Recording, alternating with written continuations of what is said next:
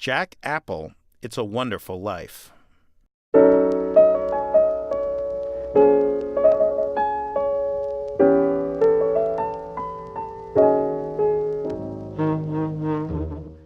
For 80 years and counting, a giant has walked among us. An ordinary man who did extraordinary things. A man who came from nothing to achieve greatness, daring and dapper. With a matchless wit and an uncommon sense of tidiness, a man of intrigue and adventure. Fearless in the face of danger or a lime green sports coat. A man like you or me, only better. Jack Apple was born in Ford City, Pennsylvania on September 11, 1929, the son of David and Shirley Apple. At least that's the official story, but there's always an air of mystery around Jack's origins. He seemed different from his young playmates, as if he had been born to greater things, a kind of prince among paupers. Those were tough times in America. The stock market crashed just 6 weeks after Jack's birth, and despite his heroic efforts, the country sunk into a deep depression. Like so many others, Jack's family suffered through those difficult years, but Jack was not one to take things sitting down. Early on, he displayed the entrepreneurial drive that would serve him so well in later life. As a young man, Jack displayed an almost unnatural wealth of talents. A brilliant scholar, a virtuoso musician, a mesmerizing orator, an incomparable athlete. But Jack's greatest talent was for making friends. Always the life of the party, Jack was a bon vivant, sipping a dry Rob Roy while crooning Stardust. He was a guy's guy who no lady could resist. And it was on a visit to Steubenville, Ohio, that Jack met that special someone who had become such an important part of his life. Yes, his old pal, Dino.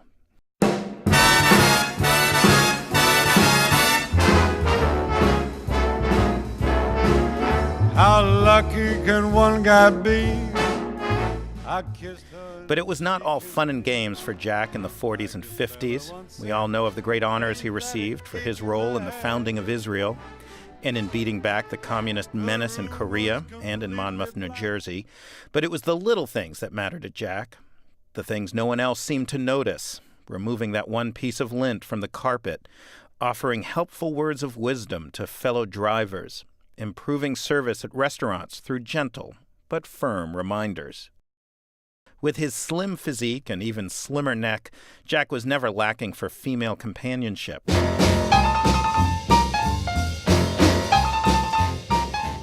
His name was linked with the biggest stars, and his comings and goings were grist for the gossip mill.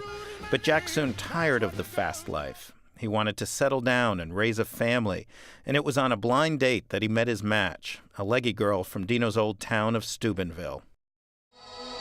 Kiss me once, then kiss me twice. Jack and Ellen married in 1957 and have been together for more than 50 years.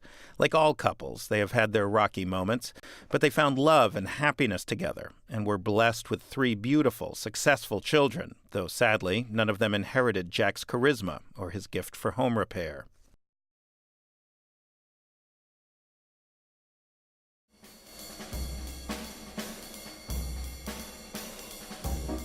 A family man now, Jack turned his considerable energies and imagination to the world of business and high finance.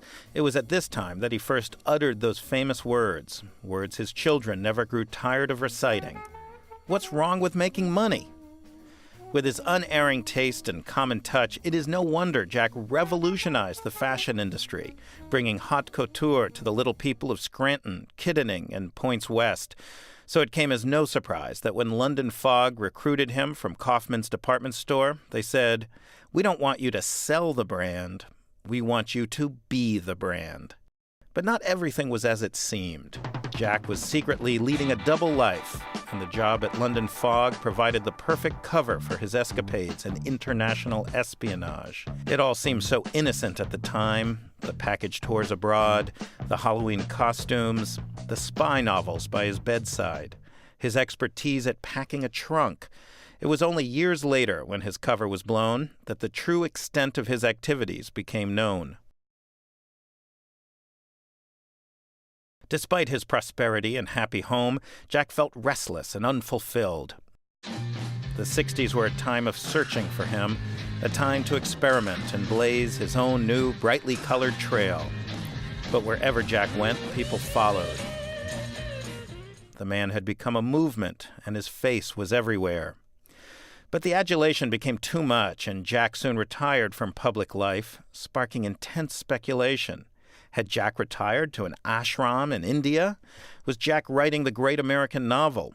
Was Jack hiding out with Jimmy Hoffa at their old haunt, the Holiday Snack Bar in Beach Haven, New Jersey? In fact, Jack was holed up in the family compound on McCulley Street. This was a contemplative time for Jack. He spent his days petting the family dog, working on new dance steps, and inventing the internet. But after a few months, Jack emerged, and when the reporters swarmed his old Olds 98, shouting, "What's next, Jack?" he responded with a single word: dynasty. Jack turned the lowly Steelers into the greatest franchise in NFL history. Along the way, he even found time to help the Pirates win a World Series. One day, Jack was in his usual place at the Steelers game when he noticed a small smudge on his seat. He wiped it off with a yellow towel. Just then, the Steelers scored, and Jack waved the towel over his head. Always modest, Jack gave credit to the Steelers announcer, Myron Cope, for inventing the tradition. By the late 80s, the Steelers had enjoyed 13 consecutive winning seasons, but Jack was never one to savor his successes. He needed a new challenge. At first, he considered a return to the world of entertainment.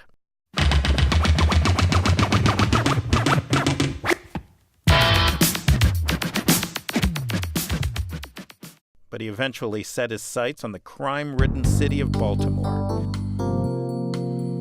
While his days were devoted to London fog, his evenings were spent cleaning up the mean streets of the charmed city. But Jack's crusade against crime never blinded him to the importance of civil disobedience.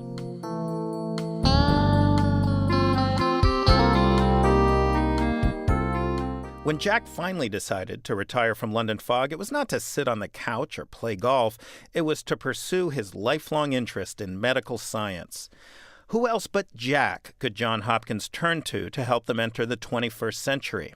It was while working at Hopkins that Jack made his famous discovery concerning the health benefits of red wine. But with Jack, it always came back to taste, whether in fashion or in wine, and he was soon making headlines again with his unorthodox pronouncements. You must remember this. A kiss is still a kiss. A sigh is just a sigh. 80 years of remarkable accomplishments, 80 years like no others. But Jack would give it all up, the fame and the fortune, the mystery and adventure, the wine, women, and song, for a few simple moments with family and friends.